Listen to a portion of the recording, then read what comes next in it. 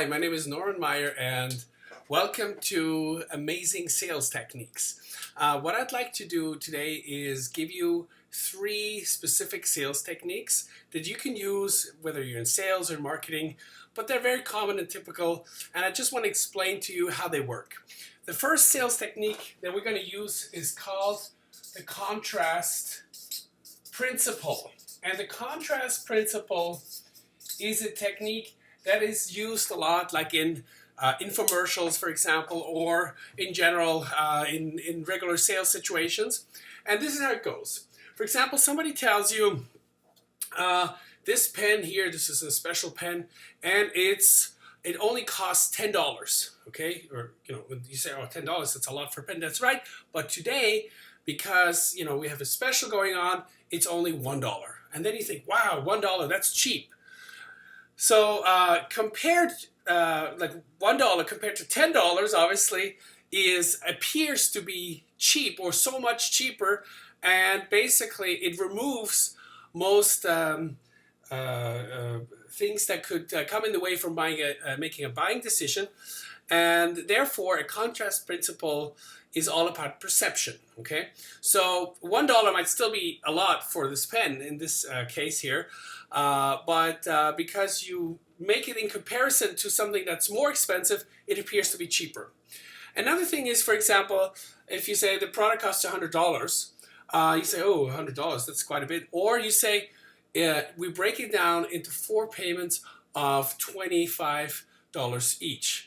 And they think, oh, $25, I can do that. So that's also a way of doing a contrast principle. Or when you say things like, it's just $1 a day, and with $1 a day or less than $1 a day, you can change the world, or whatever the product is going to do for you. And then you say, oh, $1 a day, that's not bad. I've used a dollar in a more stupid way. But if I said, oh, the product costs $365, for example, you would say, oh my God, that's too much. That's a lot of money. But with $1 a day, you think, oh well, it's not so bad. Another thing is, for example, when women go buy clothes in the store, and they say it's 50% off. Before it was $500. Now the dress is only $250. They think, wow, this is so much cheaper. It's a deal. I'm getting a deal. But $250 might still be too much.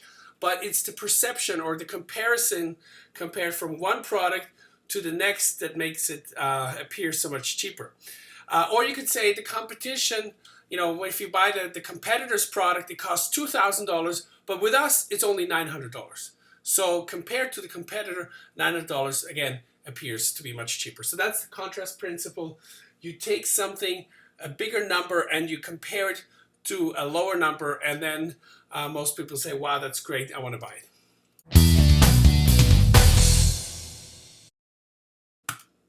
The second technique that I would like to cover is called metaphors.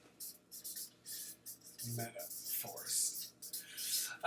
Basically, it says you use real-life examples to make a comparison, to explain something, so to make a point. For example, you could say, if you buy this product, you get the Cadillac version instead of the cheap Mazda, for example. Okay, so or you could say, if you want to get there faster, you could take the bicycle, or you take the Ferrari, which is our product. Okay, so you make a comparison from things that people can relate to, that they understand.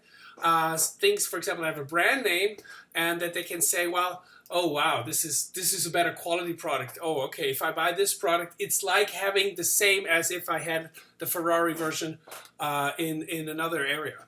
Or you could say, look, Mr. Client, you could work hard. You climb up a hill, and it takes you forever to get to the top of the hill. Or if you use our product, all you have to do is you get on the helicopter, and we fly straight up there, and you'll be there in 5 minutes. Same thing, okay? So you make a comparison.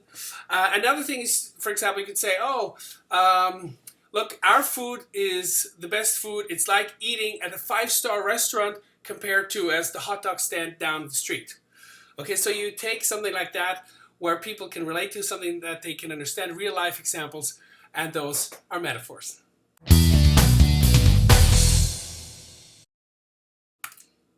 And the third technique is to make a product rare and to use time pressure. Okay, So you make the product rare plus time pressure. So how does that work? Okay, so for example, if you say, look, Mr. Client, you have to act till tonight or the product is gone. People hate to lose an opportunity, and often that becomes the driving motivation. They just want to get the product because they don't want to lose the product. The product itself sometimes then becomes secondary. Or you just give them a deadline. Look, you have to act within the next 24 hours, the next 48 hours, or else, you know, everybody wants to buy the product. I can't guarantee that you can get it. So that makes the product more rare, which makes it more special. And people then want to buy it. And then it makes it also more valuable. For example, people could have a Rolex for $25,000, or they could have a watch for $100 with the same capabilities, but because a Rolex is so much more rare, people like to have something special, something that not everybody can have. And if you position your products in a rare way, and also you combine it with the time pressure, where you say, look, this product is so unique, no one can buy it, you can't buy it on the internet. The only way how you can buy it is through me, but you have to act till tomorrow, or else the product is gone, and I can't guarantee that you can ever get it again.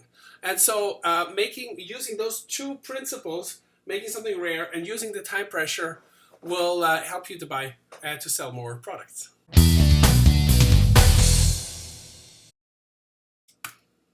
Okay, what I just described were 3 sales techniques that I have covered in the 22 Amazing Sales Techniques brochure, which is part of the sales training program that I'm offering on my website, normanmeier.com. And I would love for you to check out my other programs as well. So please go on the website and check out those additional programs that I have to offer. And as I said, if you're into sales, I have a lot more of great tips and lessons for you, and I hope you'll take advantage of them. Thank you very much.